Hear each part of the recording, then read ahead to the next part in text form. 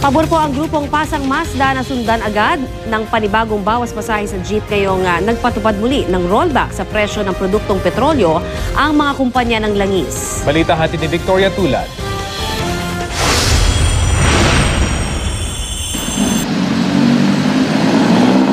Tuloy ang maliligayang araw ng mga motorista. Muling nagbawas presyo ang mga kumpanya ng langis, unang rollback sa bagong taon. 95 centavos sa litro ng gasolina, 80 centavos sa diesel at 1 peso and 25 centavos sa kerosene.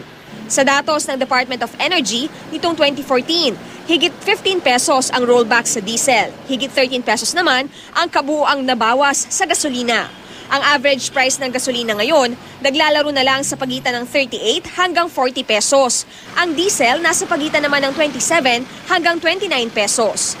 Kaya kahit kapapatupad lang ng pisong bawas pasahe sa jeep, gusto na ito agad sundan ng grupong Pasang Mazda. Handa raw silang hilinging maging 7 piso ang minimum fare sa jeep kung bababa sa 24 pesos ang litro ng diesel. From 850 to 750, babawasan pa ho natin yan. Kasi ito nga hong pagbaba nito, yung pagbulusok ng presyo ng petrolyo, napakalaking bagay at magbabasa rin po tayo sa pay rate history. Tuloy-tuloy man ang rollback sa mga produktong petrolyo, hindi pa rin ito ramdam sa presyo ng mga pangunahing bilihin. Hanggang ngayon, wala pa ring tugon ang mga manufacturer sa hiling ng DTI na bawas presyo sa basic at prime commodities. Sabi ng samahan ng mga supermarket, mahirap kwentahin kung magkano ang dapat na ibaba sa presyo ng mga bilihin. Iba-iba yung pinanggagalingan ng supplies, raw materials, iba-iba yung pinanggagalingan ng warehouse, manufacturing, facilities at delivery points, no? So medyo mahirap talagang i-compute on their behalf. Hindi rin naman daw kayang diktahan ng DTI ang manufacturers na bawasan ang presyo ng mga produkto.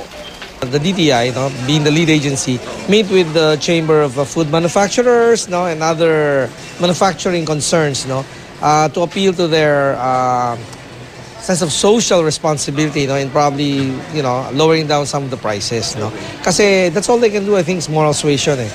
Victoria Tulad, GMA News.